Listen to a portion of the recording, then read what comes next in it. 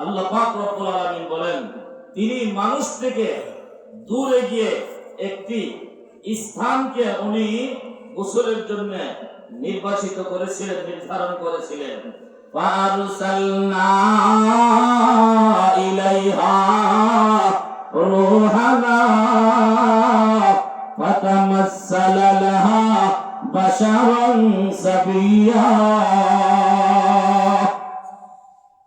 আল্লাহ রাব্বুল আলামিন মরিয়ম আলাইহিস সালাতু ওয়াস সালামের হিস্টরি বর্ণনা করতে গিয়ে বলেন, হে জগতের মানুষ, আমার মহিয়সী বান্দি হযরত মরিয়ম আলাইহিস সালাতু ওয়াস সালাম বাইতুল মুকাদ্দাস থেকে পূর্ব দিকে গিয়ে ওনার জিন্দেগীর প্রথম 5 মিনিটের গোসল করার জন্য একটি জায়গাকে নির্ধারণ করেছিলেন। আমার ভাই, ওই জায়গাতে একটা পানির কূপ ছিল। ও মুসলমান, সেই পানির কূপটাকে তিনি চতুর্দিকে হেজাব দিয়েছিলেন, আবরণ দিয়েছিলেন, পর্দায় আবৃত করেছিলেন।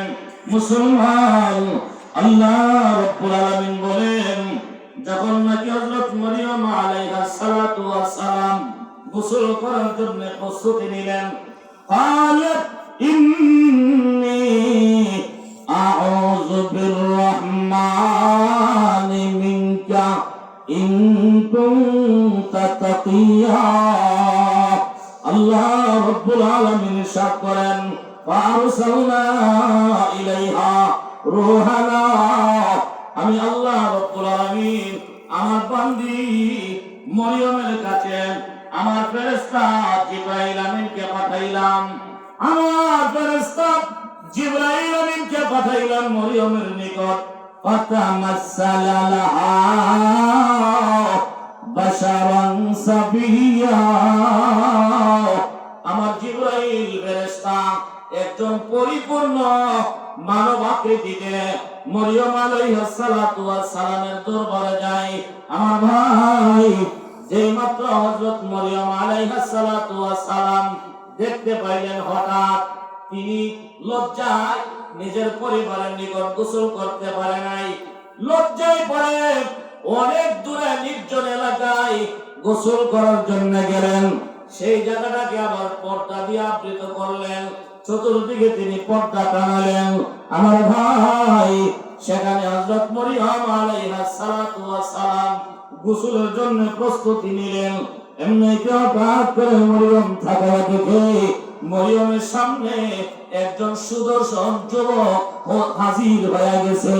এর মুসলমান, হযরত মরিয়ম আলাইহিস সালাতু ওয়াস সালাম যেই মাত্র ওনার পর্দার ভিতরে কূপের পাড়ে একজন সুদর্শন হৃষ্টপুষ্ট যুবক নওজোয়ানকে দেখতে পাইল, হযরত মরিয়ম আলাইহিস সালাতু ওয়াস সালাম আশ্চর্য হইয়া ওই যুবককে ডাক দিয়ে বলেন, হে যুবক, তুমি যদি আমার আল্লাহকে ভয় করো, তোমার ভিতরে যদি আল্লাহর ভয় থাকে, যুবক রে, আমি কোনদিন জিন্দেগিতে বেপরদা হইয়া কোন পুরুষের সামনে যাই না।